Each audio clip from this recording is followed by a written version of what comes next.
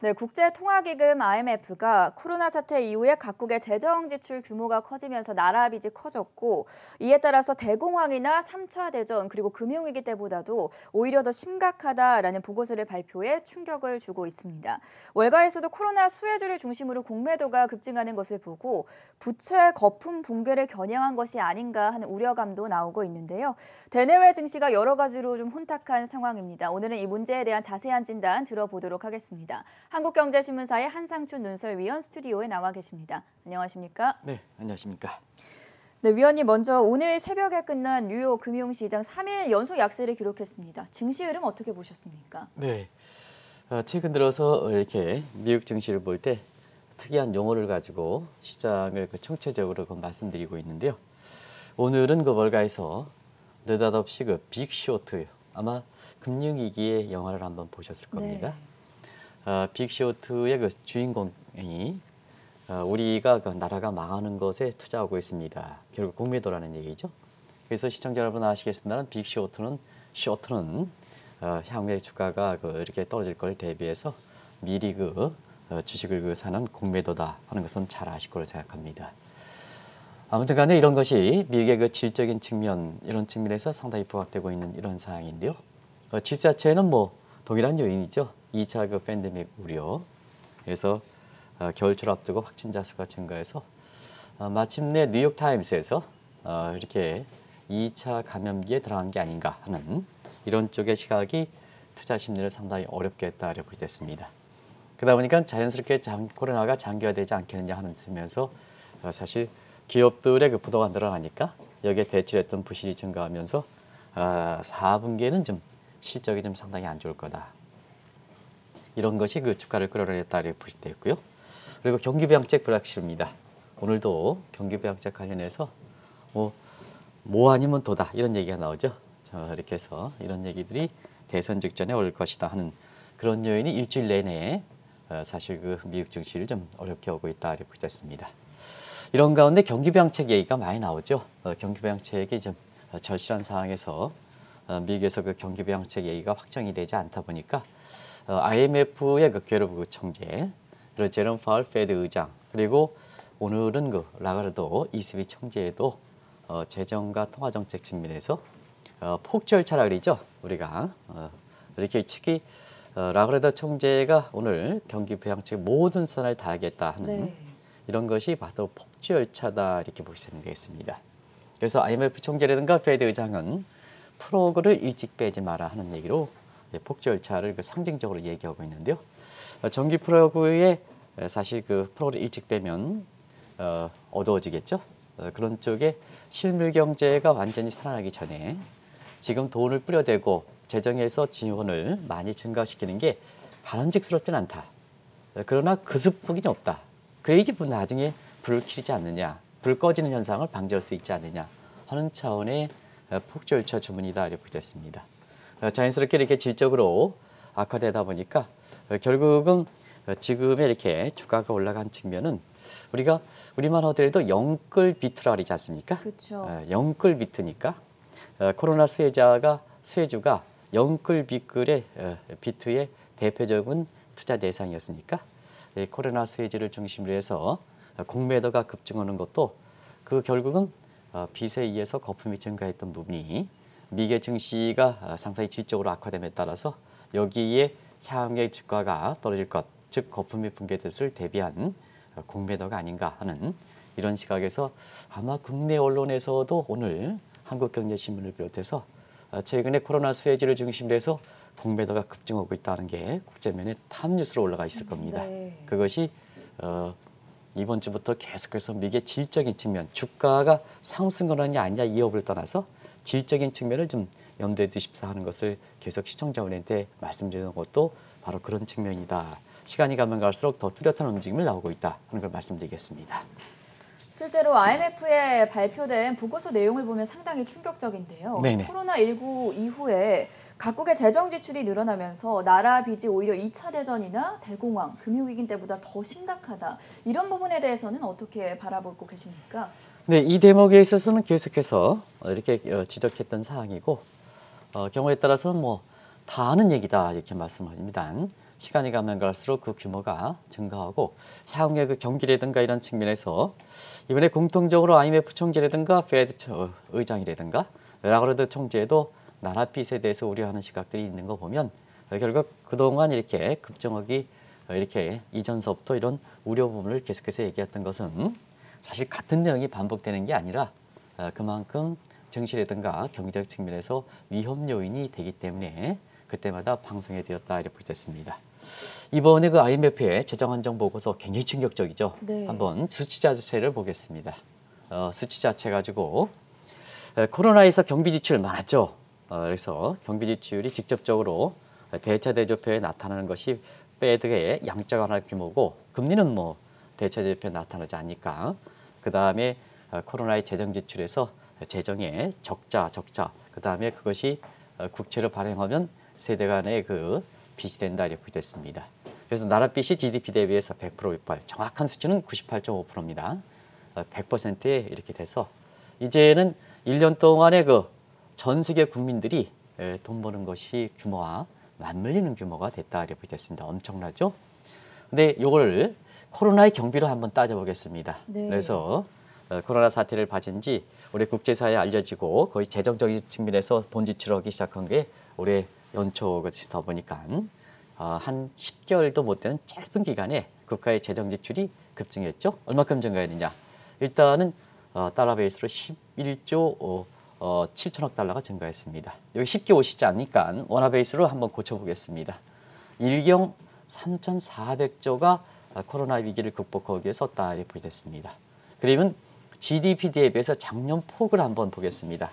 15.7%포인트 급증했다 이렇게 됐습니다. 그리고 어제도 그런 말씀드렸으면 적극적으로 금융 지원, 적극적으로 재정 지원했던 국가들이 IMF의 경제 성장률에서 네. 사실 그게 좋지는 않지만 경제 성장을 대폭 조정하는 이런 이유가 됐다는 걸 말씀드렸는데요. 이걸 재정 사이드 한번 보겠습니다. 선진국이 적극적으로 빚을 내서 코로나 위기를 극복하다 보니까 자연스럽게 빚금, 공공부채 나라 빚의 규모는 커졌죠.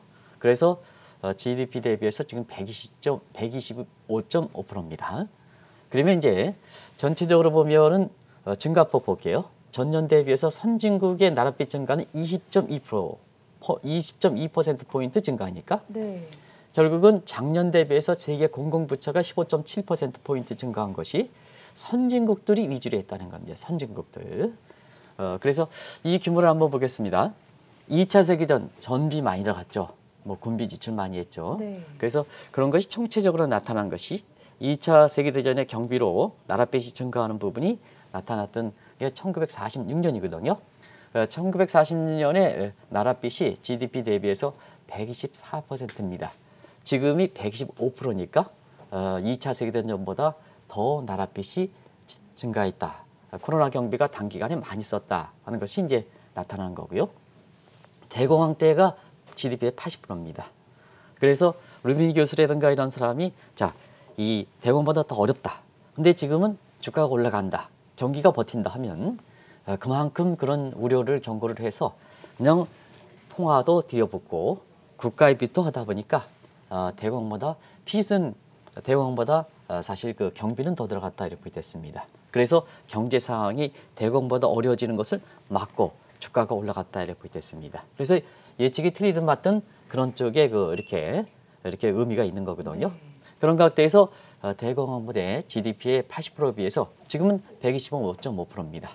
그리고 금융위기 당시 잘 아시겠습니다는 이때에도 재정 부분에서 돈을 많이 썼죠. 그래서 GDP의 89%인데 이보다 많다. 그래서 지금 재정 안정 보고서가 미국의 IMF에서 나오고 난 이후에 코로나의 경비가 단기적으로 짧은 10개월도 못 되는 기간에 2차 세계대전보다 더 어렵다, 대공황보다 더 어렵다, 더 많이 썼다 이렇게 나오는 것은 바로 그런 측면에서의 해석이다 이렇게 됐습니다.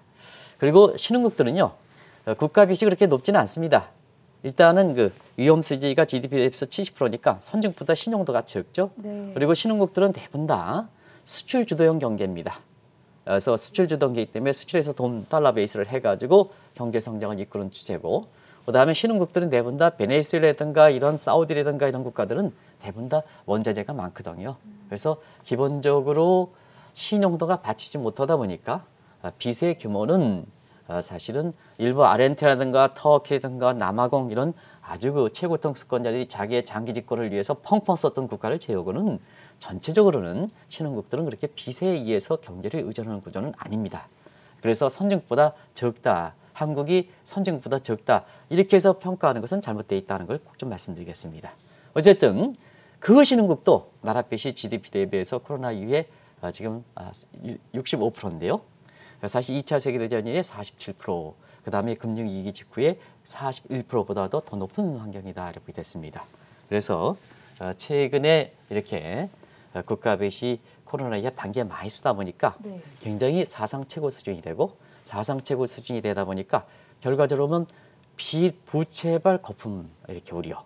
그다음에 최근처럼 이렇게 공매도가 많이 치는 것 때문에 빅쇼트의 미국의 나라에 많은 것을 투자하고 있습니다. 아마 빅쇼트 영화를 보신 분 같은 경우는 주인공이 그렇게 얘기하는 것을 잘 기억하실 거로 이렇게 보입니다. 네. 그런 게 월가에서도 나오는 것이 일맥상통하다 이렇게 보겠습니다.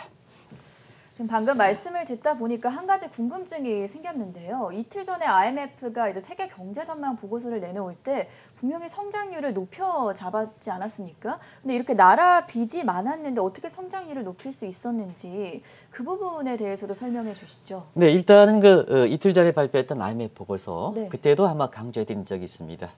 일단은 지금 수준은 중요한 게 아니다. 왜냐하면 기본적으로 코로나 사태이기 때문에 진흙이 이렇게 굳어진 상태는 아니지 않습니까? 그래서 네. 성장률이 뭐 이렇게 사실 그 성장률이 이렇게 높은 수준. 그래서 이게 평가하려면 평가에서는 베이스가 굳어져 있어야죠.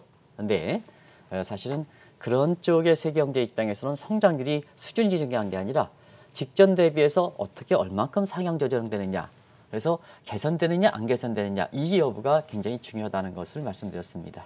그런 각도에서 IMF가 7월 그 강기 전망을 앞당겨서 전망했던 6월 전망치 대비해서 이번에 정식적인 전망인 10월 전망치를 비교해 본다면 세계 경제 성장률은 0.8%포인트 제고됐다 하는 말씀을 드렸습니다. 근데 이것이 선진국과 신흥국으로 볼 때는 미국을 비롯한 선진국들은 6월 대비해서 2.3%포인트 상향 조정했다. 네. 근데 인도를 비롯한 신흥국, 중국을 제외한 대부분 신흥국들은 6월 대비해서 거꾸로 0.2%포인트 하향 조정했다. 결국은 6월 대비해서 세계 경제 성장률이 0.8%포인트 제고한 것이 선진국이 가장 크게 기여했다 하는 것을 말씀드렸습니다. 그러면 시청자분이 당신 무슨 얘기냐? 나라빚이 이렇게 많은데 왜 이렇게 성장률은 IMF에서 이렇게 됐을까 하는 측면에서는 인과관계입니다. 인과관계. 그래서 지금의 빚 얘기하는 것은 그만큼 코로나 이후에 적극적인 통화정책, 적극적인 재정정책. 근데 여유는 없죠. 그래서 빚내서 쓰는 거죠. 빚내 쓰기 위해서 금리를 낮춰주는 거죠. 그래서 중앙은행이 사실 정부의 신여다. 그다음에 최고통상의 신여가 됐다. 이렇게 얘기를 한 것도 바로 그렇습니다. 금리를 낮춰주니까 결과적으로는 빚이 무서운 줄 모르고 쓰는 과정에서 사실은 세경제 성장률을 끌어올리는 선진국의 모습이 이렇게 됐다 이렇게 보시면 되고요. 그래서 이 빚이 많으면 지속 가능한 기반이 약화되는 측면에서 사실 이렇게 IMF의 전망치가 이렇게 틀린 게 아니냐, 왜 상향 조정하느냐 하는데요. 결과론적인 측면에서 빚인가 있다 이렇게 보겠습니다. 그래서 적극적인 빚내서 재정 역할을 하다 보니까 세계 경제 성장률이 이렇게 올라갔다. 네. 그러면 이제 주식 투자하는 입장에서 보면 어떠냐 하면 앞으로는 어떻게 될 것이냐 하는 측면이죠. 이렇게 사상 최고 수준인데 이제는 이제 사상 최고 수준이 됐습니다. IMF라든가 이런 이렇게 총재 입장에서도 계속 폭주 열차를 주목하고 있습니다. 근데 코로나 직전보다도 지금은 나라빚이 증가한 거거든요. 그래서 아무래도 국민의 조세 저항이라든가 재정 수지라든가 이런 걸 감안해 볼 때 실무 경제가 빨리 회복되지 않으면 지속 가능성의 문제가 되다 보니까 공매도 때리는 거죠. 네. 공매도 때리는 거죠. 그런 각도를 한번 보시겠습니다. 그래서 이번에 IMF의 각국의 국가 빚의 보고서를 발표한 계기를 해서 실제 실현 여부와 관계없이 우리도 지금 국가 채무 논쟁이 오고 있습니다는 전 세계적으로 이제는 세계 경기라든가 그다음에 증시 앞날에 있어서 국가 채무 논쟁, 빚 논쟁, 부채 논쟁, 또 부채발 경우에 따라서 위기 이런 얘기들이 굉장히 많이 들릴 거다 하는 것을 말씀드리겠습니다. 나라 빚이 위험 수준에 도달했다라고 경고를 하면서도 IMF 총재는 계속해서 재정에 적극적인 역할을 해야 한다라고 주장을 하고 있는데요. 왜 이런 주장이 나오고 있는 것입니까? 결과적으로 보면 우리가 아마 이 코로나 이전서부터 네. 이 트럼프 대통령의 그 트럼프노믹스 얘기하고 아베의 아베노믹스 얘기할 때 네. 결과적으로 보면 우리가 주류 경제학보다 다른 측면에 사실 그 경제 이론을 주장하는 MMT 이론, 모던 마니터리 시어리, 네. 현대 통화론자죠. 누님 말씀다는 1920년대에 루카스라든가 이런 사람들이 얘기했던 전통적인 합리론자와 구별돼서 사실 더 쓰자, 지금 빚을 우리가 더 쓰자, 이런 것이 지금의 단순히 오해가 있었던 트럼프 대통령뿐만 아니라 지금은 IMF 총재, 그다음에 페드 의장도 통화정책의 역할이 다 했기 때문에 좀 재정이 적극적으로 좀 역할을 해야 된다.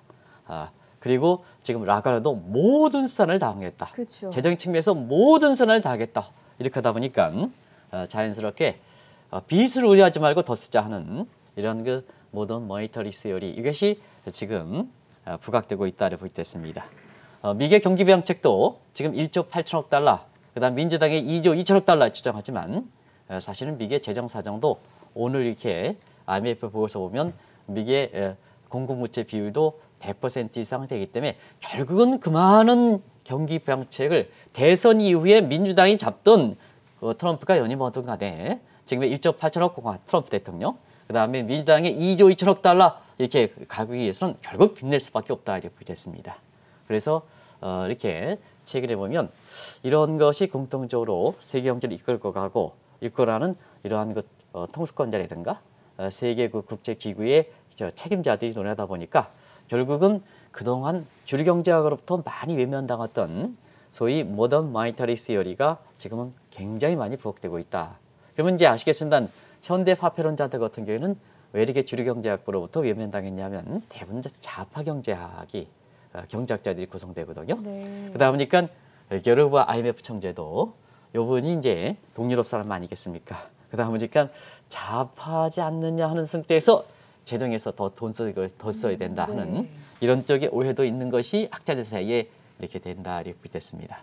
아무튼 간에 지금 이렇게 주장하면 주장할수록 종전의 그 주류 경제학자들 이런 사람들 보면 지금은 과다 공공부채 국가채무의 위험성을 쓰면 쓰라 했을 때 그 반대적인 측면에서는 종전의 주류 경제학자들은 빚에 대해서 계속해서 경고가 나오는 것도 결국 국가 채무 논쟁이 주요 가장 큰 논쟁이다 이렇게 됐습니다. 가장 큰 의제다 이렇게 볼 수 있겠습니다. 어제 방송을 하면서 좀 더 경제를 깊이 있게 진단을 해보고 이해하고자 그 차원에서 이 현대화폐 이론인 MMT에 대해서 짚어주시겠다고 했는데 오늘 그 내용을 지금 준비를 해오셨습니다. 말씀해 주신 대로 트럼프의 대규모 경기 부양책 그리고 심지어 이제 IMF 총재가 빚을 내서 더 쓰자라고 주문한 이후에 그동안 주목을 받지 못했던 현대화폐 이론이 더욱더 주목을 받고 있지 않습니까? 네, 현대화폐 이론은 간단히 이럽니다. 우리가 보면 금리가 10%일 때 100억을 썼다. 그러면 이제 10%일 때 100억을 쓰면 1년 이자가 이렇게 15억 원 정도 나오겠죠. 네. 우리 원화 베이스로 하겠습니다. 근데 지금은 이제 금융위기에 금리가 1% 떨어졌지 않느냐. 그러다 본다면 100억의 1%는 1억 원뿐이 안 되죠. 그러다 보니까 자 사람의 부담으로 보면 프로 관점에서 자 10년 전 대비해서 본다면 10년 전에는 100억 똑같은 부채를 하고 이자가 10억 나갔으니까 근데 10년 후에는 1% 떨어진 상태에서는 똑같은 빚을 쓰고 1%니까 1억이 나가니까 자 10억이 되려면 이자 10억이 되려면 자 빚을 더 내야 된다. 얼만큼? 1,000억 내도 괜찮다. 그러면 1,000억의 1%니까 10억이 되는 거죠. 네. 이렇게 해서 아마 시청자 여러분 이해하시면 되겠다 이렇게 됐습니다. 그런데 지금 상태에서 이렇게 보면 그런 각도에서 이렇게 현대 화폐론자들이 어려우면 어려울수록 재정이 어려우면 어려울수록 또 개인들 입장에서 어려우면 어려울수록 이렇게 빚에 내서 쓰자 하는 이런 쪽에 공감이 가질 수밖에 없다 이렇게 볼 수 있는데요. 지금은 사실 세계경제에서 보면 가장 큰 문제가 국가 통수권자일수록 규범을 지키지 않는다. 국민의 합의에 의한 지키지 않는다. 또 말을 쉽게 자주 바꾼다. 예를 들어서 똑같은 현안에 대해서 뭐 트럼프 대통령도 경기부양책을 안 쓰겠다 하는 측이 엊그제였지 않습니까? 그렇죠. 그러면 하루가 다르게 또 이렇게 쓰겠다 그리고 지금은 오히려 공화당이 공화당이 브레이크를 할 만큼 1.87억 달러를 하겠다. 네. 이거는 아베도 그렇고 문재인 대통령 빼겠습니다. 이렇게 해서 시청자분들이 판단해 보시기 바랍니다. 이렇게 하고 또 이제 대통령 최고 통수권자들이 말할 부분이 있어야 되고 말하지 않을 부분이 있어야 되거든요.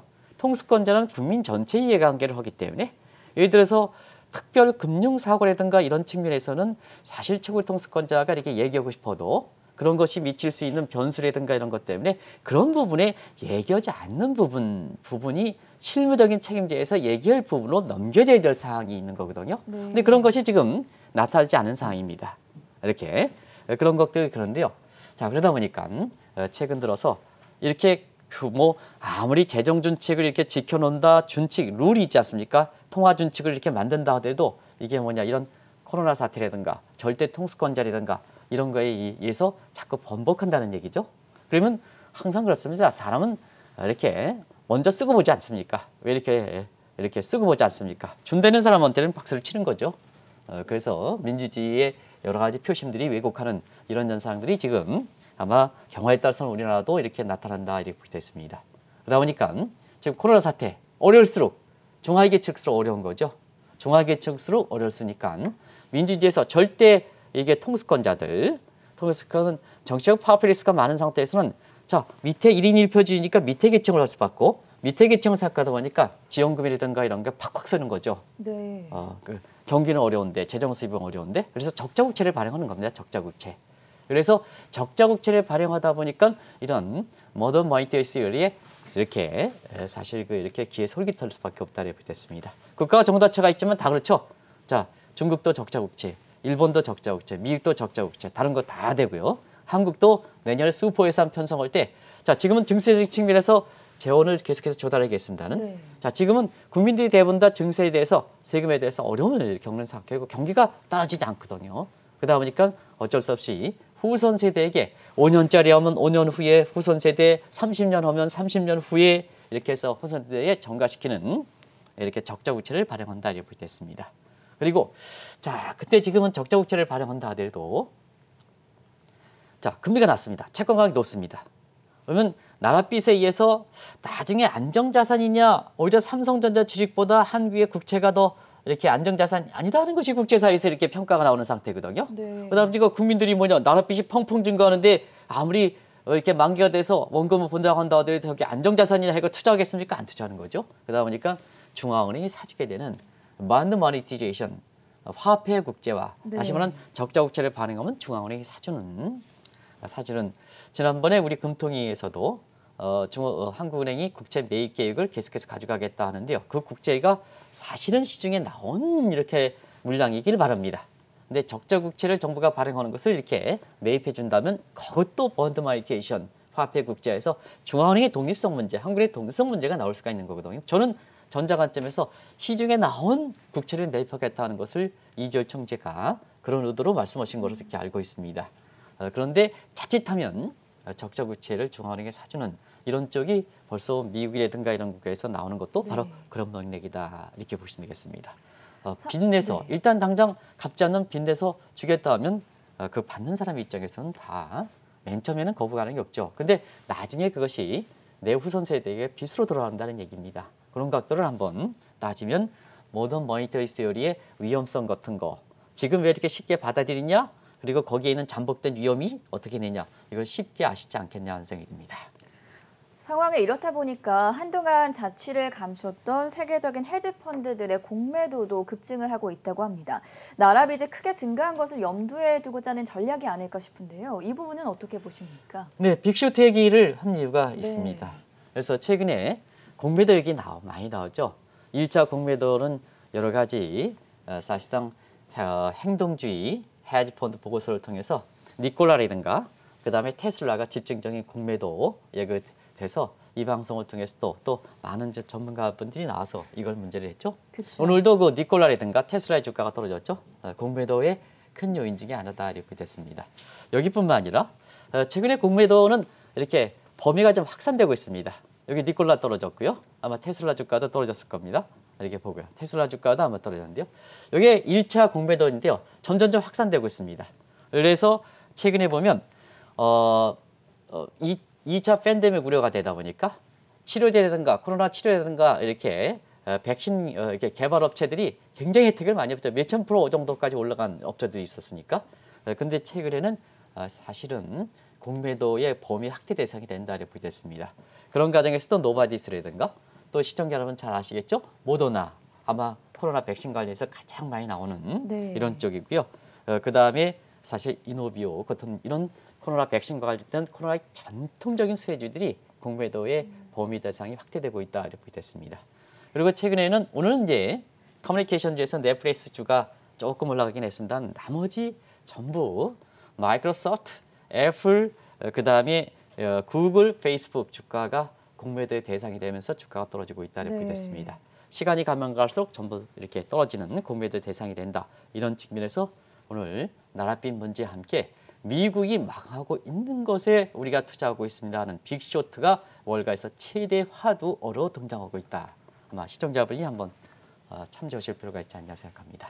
지금 말씀을 해주신 대로 최근 헤지펀드의 공매도의 대상이 있는 기업들과 이 면면을 살펴본다면 2000년대 닷컴 버블 붕괴 시기와 좀 비슷하다는 시각이 나오고 있는데요. 그만큼 거품이 많이 꼈다. 이렇게 분석을 해볼 수 있겠습니까? 네.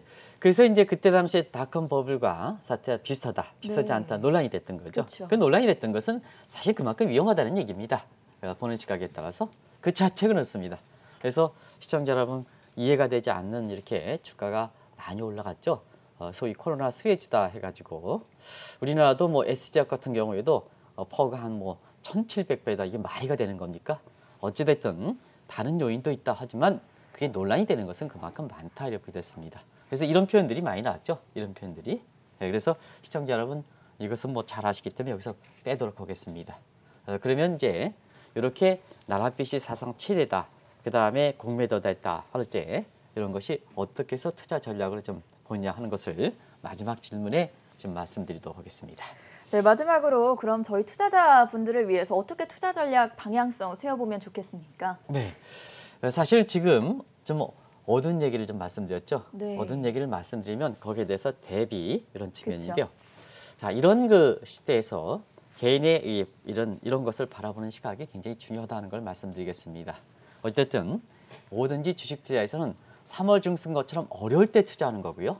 그다음에 이렇게 주가가 단기에 많이 올랐으면 너무 뒤늦게 이렇게 투자하는 거에 대해서 나중에 누가 미국 주식 샀다, 나도 미국 주식 샀다 해서 이렇게 해서 가는 것은 굉장히 잘못되어 있다는 것을 좀 말씀드리겠습니다. 누누이 7월 중순부터 누구보다도 3월 중순부터 주가가 올라간다 아마 가장 이렇게 강하게 얘기했던 사람입니다. 근데 미국 주식이 나빠서가 그런 게 아니라 네. 우리가 균형 중립을 지키는 게 좋다. 균형 중립.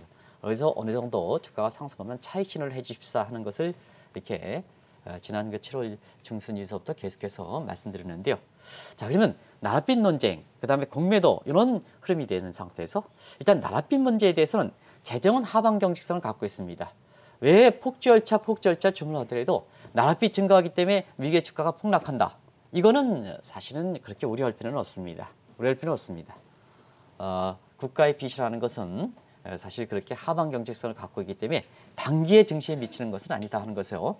너무 나랏빛 문제라든가 그 다음에 공매도 문제를 그런 차원에서 이렇게 주식을 당장이라도 팔아야 된다 하는 이런 시각으로 이렇게 했으면 본인 자신이 손해를 본다 이렇게 됐습니다. 관건은 지금 상태에서 단기에 증시에 영향을 미칠 수 있는 변수 같은 경우는 바로 통화정책이다 이렇게 됐습니다. 네. 그러면 최근에 또 하나의 논쟁은 자, 앞으로 계속해서 통화정책 측면에서 불을 뗄 것이냐 아니면 이렇게 회수할 것이냐 하는 논쟁, 출구 전략 논쟁이 되죠. 그런 측면에서 그린스펀과 그다음에 버냉키 독트린을 한번 보겠습니다. 자, 그린스펀은 실물 경제만 생각하는 겁니다. 주가 높죠. 주가 높으면 실물 경제의 주가 높기 때문에 당연히 출구 전략 회의죠. 긴 주가이죠. 그러면 지금 상태에서 불을 계속해서 떼지 못하니까 주가가 아주 떨어지게 된다. 이런 것이 이제 우리가 UC 버클리의 메리 아이켄 그린 교수라든가 이런 사람들이 계속해서 얘기하는 것도 바로 그런 측면이다. 대부분 다 미국의 학자들이 여기에 견해를 갖고 있다 이렇게 됐습니다.